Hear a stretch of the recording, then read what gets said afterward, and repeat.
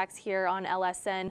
The sport continues to grow at the NCAA level, with East Carolina the latest school to announce it is adding varsity women's lacrosse. What has sparked the run of schools announcing new programs? Well, it's the fastest growing sport in the country, and there are so many kids who are looking for homes, places to play post-collegiately.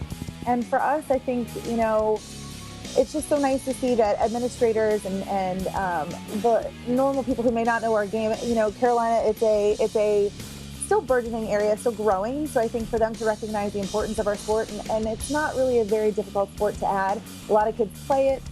It's accessible for the coaches to be able to find people. We, with our IW tournaments, try to make recruiting as easy as possible for our coaches.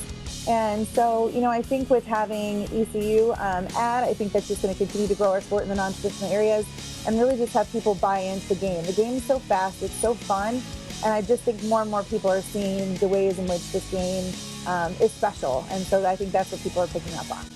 Special it is. And how big is it for the sport to have the Pac-10 as an official conference once Arizona State begins play? I think having the big conferences involved really makes our game, it takes our game to the next level. And I think with having the Pac-10 as a part, maybe we can get some more stuff done, garnering the support and then speaking with other schools within that conference about our recruiting legislation that we're looking to pass. So there's so many things. It ties into so many different ways, having those big power conferences in. I think at that point, when you have that name recognition and brand recognition, you can really get a lot of stuff done. And I think that's our goal, is to partner with those as well as with other organizations to, like I said, to continue to grow our message and grow our sport. Now, with the announcement from East Carolina, that will make 112 Division I schools playing women's lacrosse, almost double the number of men's programs. How high do you think that number can go over the next 5 or 10 years? I think you're going to see it continue to grow. I think maybe the growth will slow down just a little bit, but I think you're going to continue to see. I wouldn't be surprised if the next 5 years we have another 40 schools added, so we're up over 150 in Division I. Division II, it's continuing to grow, so you'll see more schools there, as well as D3. We're at like 525, 527, I think, total overall programs.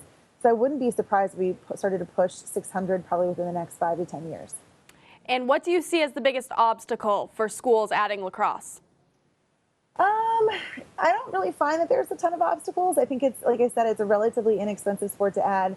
Typically, they already have field space that they're using for soccer or for football that they can paint some lines on and add. I think the biggest thing is that they're doing it the right way and looking to, set these coaches up for success with scholarships, with the funding that they need to make things easier for their program and to start them out on the right foot. So, I don't find a whole lot that's a deterrent, but at the same time, I think that there's just great ways that they can do this in our sport, and we're willing as the IW to help administrators do that however possible, and just kind of provide them some information as to how to get that done.